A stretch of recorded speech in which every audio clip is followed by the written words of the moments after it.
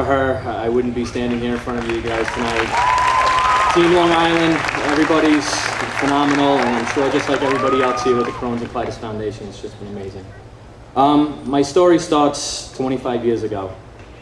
It was 1985, I was 13 years old, and I just lost my best friend to cancer, and I wasn't really feeling too well. I was getting lots of pains in my stomach and whatnot. My parents took me to the doctor to, see what was going on because I wasn't feeling good. And the doctor said it was probably from the stress of losing my friend and such. And it made a lot of sense, and the diagnosis seemed logical. So my parents and I accepted it, and But throughout the following year, the pain didn't subside. It kept getting more and more debilitating. And by 1986, the pain had become so chronic, it was unrelenting. It was a part of my daily life, and I still had no diagnosis of what was going on. And we continued and continued. Different doctors insisted there was nothing wrong with me. Obviously, I had a stomach virus, or again, it was stress, but I was getting thinner and thinner. I couldn't lose weight, and I was in chronic pain. After 2 years of telling an unwise, happy teenager that it was still stress, my parents, we just continued to try to find something. We knew something was wrong. I was finally diagnosed with Crohn's disease in March of 1987. I've never heard of this disease before, and the day of my diagnosis, I remember sitting in the doctor's office, and he came in. I had done a GI before that, and he said to me, we figured out what's wrong with you. You have Crohn's disease.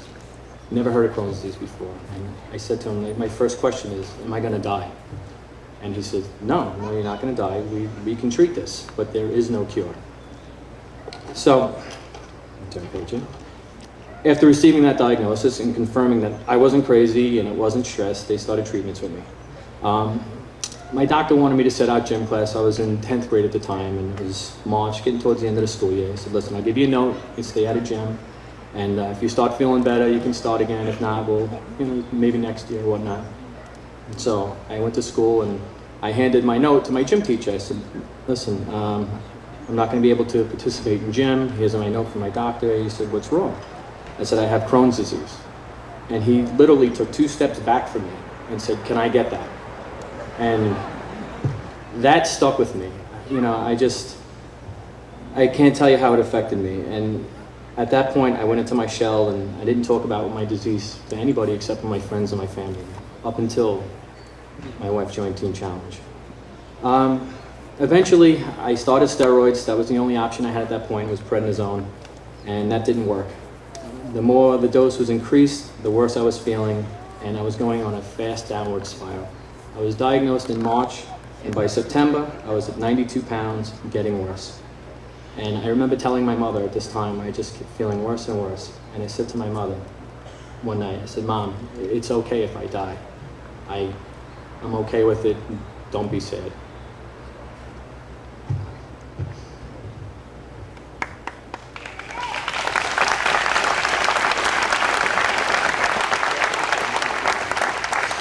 I can remember the look on her face. Being a father now with kids, to hear that from one of your children could be devastating. The next day, I was rushed to the hospital. I had 104 fever. I could barely walk. I could barely stand. I was just in so much pain, and they rushed me in for emergency surgery. I wound up having a perforated intestines. I had a abscess in me the size of a cantaloupe, and when they opened it up and they drained me, the doctors told my parents that I was probably hours away from death. And if that burst, it would have killed me instantly with that amount of infection released into my body at that time. After the resection surgery, I woke up. I felt great. It was just an amazing feeling from knowing what I was right before the surgery to waking up. And my mother told me, I woke up, I had the IVs in my arm, the tubes up my nose. For those of you who had surgery, which I'm sure plenty of you here have, you wake up with that NG tube in and IVs. And my mother told me, oh, you have an ileostomy, and an ileostomy what? But I didn't care. I felt great, and that was the most important thing. And she said, but don't worry, they're going to reverse it in 3 months. You're going to have to go back for another surgery. But again, I was feeling great, and it was amazing. So being I had to have another surgery at that point in time, I was out of school for about 7 months, and that was my junior year in high school. By the time I went back to school, I was in remission. And for the next 5 years, I felt great. I was living a life like a normal teenager and hanging out with my friends and doing everything. And although the doctors told me that Crohn's disease is a chronic disease and it's going to come back, not me. Not Crohn's, it's not coming back. I was the one that was never going to have this disease again. I was cured, and that was the end of it. And that was my mindset. And I lived my life, went to college, hung out with my friends, and did things that, 19, 20-year-olds do. And around 22, those familiar pains started to come back again. And I kept telling myself it was nothing. You're sick or something. But in my heart of hearts, I knew what was happening. I was in denial. I just didn't want to deal with this again. I just couldn't believe it was coming back. And I was getting worse and worse. Didn't go to the doctor, and I was starting to miss work and couldn't get to work. And it got to the point where my symptoms became so bad that I couldn't work anymore, and I finally broke down and went to the doctor. It was hard. I didn't have any more social life, because I let myself go to the point where I got really sick again. And I was limited to my house and the bathroom and not really going anywhere. I started to see the doctor, and we started treatment, and again, it took a long time for me to feel good. The first thing I told my doctor, I want another surgery. And he looked at me like I was crazy. I said, I want surgery. And I said, because the first surgery I had, I felt great.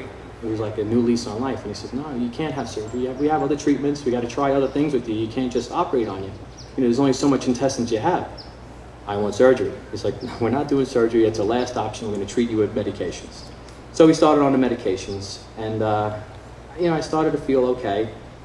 I had over the next 6 years, I had the ups and downs. I felt okay and lousy most of the time, but I got to the point where I was able to get back to work. I started a new job, but I didn't have much energy for anything else. It was wake up, go to work, come home, sleep, try to eat something, and it was just, every day was a struggle, just dealing with the disease. It was a struggle every day. But the doctor couldn't get the disease completely under control. And so after a certain amount of time, like I said, about 6 years, he told me it was getting worse and it's time for another surgery. Great, it's exactly what I wanted. It took 6 years, but here I am, surgery. I'm gonna feel great, go into remission. I was 28 years old. All right, enough time to conquer the world again. I'm gonna be back. So this time though, being I was 28 and single guy, I said, one thing I'm gonna ask for is I don't want an ileostomy. Whatever you do, no ileostomy. He's like, okay, if that's what you want. I said, well, can you do the surgery without doing the ileostomy? He said, yeah, it depends on what I see when I go inside, but you don't want an ileostomy? No ileostomy. Great, awesome. So, had the surgery, woke up from the surgery. Now, my anticipation of the surgery was like I was when I was 15. I'm gonna wake up, I'm gonna feel great, I'm just gonna put this behind me, and again, it's gonna be out of my life. But I woke up from that surgery, and I felt worse than I did before. And that wasn't part of my plan. What's going on here? Why am I not feeling good? Why do I feel worse? And they didn't have answers. There was, doctors were confused themselves about what was going on. So what should have been a 6 weeks hospital stay, 6-week recovery turned into a 6-week hospital stay. What had happened was I developed sepsis after they connected my intestines back together. And I was out of work for 6 months. The road to recovery that time was long and difficult. After that point in time, you kind of put things in perspective, and all those days in the hospital, and you just think about, why do I have Crohn's disease? Why is this me? And you just, you're always searching for answers somewhere within, and why this happened. And thankfully I came to a point that I just said, there is no why. It just is. It just is. So I went back, once the sepsis cleared up and the infection went away, I was in remission for a little while, but it was short-lived this time. Within a year, my Crohn's disease was back, and I knew at that time, this is my life. I have Crohn's disease, and this is what it's going to be. And I went back to some of the treatments and started feeling lousy and taking different medications. And after a while, my doctor wanted me to take some of the stronger medications, like 6-10P, Humira, Remicade, but I resisted. I didn't want to do that. I read the side effects, and it kind of scared you if you read these things, or you go on WebMD and it tells you all the things you don't want to see. My advice to everybody: stay off of that website. It's the worst thing in the world. But that's just my opinion.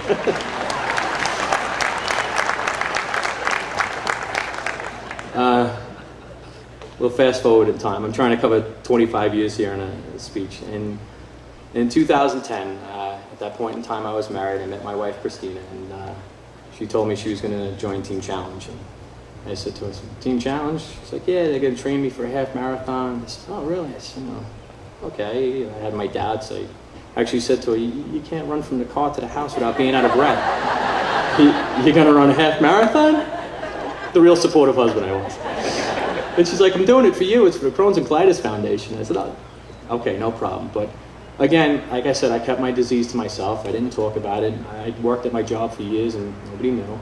And she said, listen, you know, it's going to help me to fundraise if I can talk about your story and tell everybody what was going on. So I said, okay, you know, go ahead. You know, I was 32 years old at the time.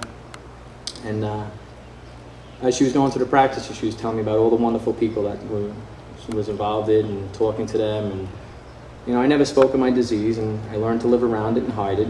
And it wasn't until she joined that team that I told the people that I worked with that I had this disease. And I work for a parks department in Long Island, and my guys, we work on the road, and we're on the road a lot. And I didn't tell any of them what was my situation. They had no idea. They'd want to meet for lunch somewhere, and I would make up an excuse why I couldn't go, and you know, just no one knew my business. You know, my parents were old school. It was, you know, your business is your business, and no one needs to know nothing. And having that bad experience when I was young, and it just, you know, it put me in my shell. But you know, she helped me, you know, realize that that's not how the world is, and that's not how people are, and to speak about it and talk about it. And when I finally told everybody that I worked with that I had Crohn's disease, they were all surprised, and they didn't really react. They said, oh, really? Oh, and some of them said, oh, I have a friend with this, or a cousin with this, and you know, it was a very different reaction than what I was expecting or what I was used to. So I started telling people my story, and it's amazing how my whole life changed after that. You know, although I've been feeling worse and worse, but I had a huge weight lifted off my shoulders. Trying to hide this disease, and not, you know, hide it, not talk about it. It's like a full-time job, just, you know, working your way around it and through it. But when I told everybody, I didn't get can I get that reaction? You know, everybody was more understanding, and you know, it was a complete different view on life, and I started to see things different. So keeping the secret obviously wasn't good for my health, and I started to feel comfortable with my disease, where I started to share my story with everybody, not only with people I work with, but people that I see every day. It's just, you know, there was nothing to be embarrassed about, nothing to be ashamed about. This is what it is. So, being stubborn, I still continued to resist the stronger drugs, and I joined Team Challenge. Again, my wife was very persuasive, got me to join, and told me it would be great for me and to meet all these people who were gone through the same ups and downs I had, and the same, you know, battles and things that I fought, and it'll really help you to be around people, you know, and the camaraderie and everything. So she was right. Everyone on that team was amazing, and for the first time in my life, I didn't feel like I was alone fighting this disease, which I felt forever. I talked to my teammates about their experiences, their reactions, and their treatments, and without knowing it, it was a support group without being a support group for me. You know, it was an amazing experience. I trained to walk in Vegas, and this is the first sporting event I have done since I was 14 years old. When I first started getting sick, I used to play baseball, hockey, and once I got Crohn's disease, it shut all of that down. I didn't do anything anymore. So I was a part of a team again, and it felt great. But unfortunately, during that season, the race was in December. In November, I went for a colonoscopy, and my doctor gave me some life-changing news at that time. He said, listen, you either start one of these stronger medications, or you're at the point of another surgery. And having that experience with the surgery in 2000, where I got the infection and I was in the hospital for 6 weeks, I couldn't do that now. Life was different for me. I was not that single guy, 28 anymore. I was a husband. I'm a father to 3 young kids, 5-year-old son and 3.5-year-old twins. Amazing, the greatest thing in my life. And I had other people to think about besides me. It wasn't just me anymore. So my decisions in life were different. Like I said, a 6-week hospital stay with young kids wasn't in the cards for me. But I was still conflicted about the medications. So 2 weeks later, we were heading out to Vegas, and we're on the flight. And I sat next to one of my teammates, a gentleman named Lewis. And we didn't really speak much at practice. There's a lot of people on our team, and you try to talk to everybody, and you meet once a week and stuff. And we happened to be sitting next to each other on the flight. And, he's asking me how I was feeling, because people knew we all talk about what was going on, and he knew I had the colonoscopy and I wasn't doing good. And, I explained to him my fears of these medications, and he started talking to me and explaining to me about Humira and other things. And it was a 5.5-hour flight from New York to Vegas, and he spoke to me almost that entire time about medications, and he explained to me firsthand how he personally dealt with them and his reactions. And it was different coming from a teammate. It was different coming from a friend. It wasn't a doctor telling me, do this, do that. This was somebody with the disease, who lives with the disease, who's gone through the things that I've gone through, telling me about this. And that made a big difference to me. It wasn't just, a white coat saying, do this, do this. It was a friend. It was somebody who's fought these battles. The whole weekend of Vegas, I felt terrible. I was having pains, flare-up, bad issues, and I decided the night before the race that it was in my best interest not to compete. And I felt again that Crohn's disease had gotten the best of me like it had many times before. But the next day I cheered on my teammates, including my wife, and it turned out that she was running next to someone who was on the medication that was recommended to me, which I don't know if I should say, but Humira. So shout out to Humira. And after hearing this, I felt like it was a sign that I may not have competed in that race, but I found where my path should go. I'm going to try one of these medications. I've been hearing good things from people with the disease, and I wasn't going to do the surgery. I was going to try this. So my journey that year, it wasn't to do 13.1 miles, but it was to find people who were like me, who've helped me more than they would ever know. So I made an appointment when we got back from Vegas to see my doctor and started my new medication, and I had this whole new support group of people in my family, in my life. And I started to feel the best that I had in a long, long time. So again, I joined Team Challenge. I felt that I had some unfinished business to take care of. And Long Island had chosen me to be an honored hero that year. And it was an amazing thing. Just people recognizing me and honoring me for this disease, something that I was kind of embarrassed about my whole life and hid my whole life. And now here I am being honored for it. It was really, really life-changing. And I was helping recruit members to join the team, and I was speaking publicly for the first time in my life about Crohn's disease. And it may sound funny, but I was telling everybody how Team Challenge saved my life.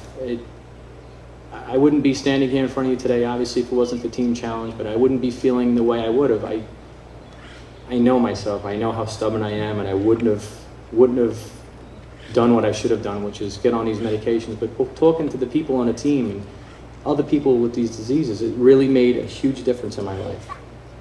So I trained for those 14 weeks, and on December 4th, 2011, I did something that I never, ever thought possible. For all those days in the hospital and not feeling good and not being able to leave the house, at 40 years old, I completed a half marathon.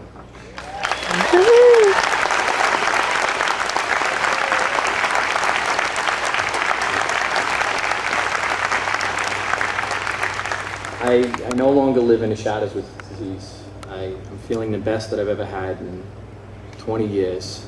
And I have my wife, Christina, to thank for that. Baby, I love you. You're the greatest. And I have Team Challenge to thank for that also. And we just want to thank Coach Dave and Loretta and everybody on the team, from past and present. And I'm feeling great to this day, and look forward to many, many more years of feeling good. And hopefully one day we can all get together and have a run for fun, because we'll have found the cure for Crohn's disease, and nobody has to go through any of this again. Thank you very much. Everybody's going to finish tomorrow. If I can do it, you can do it. Go Team Challenge. Thank you.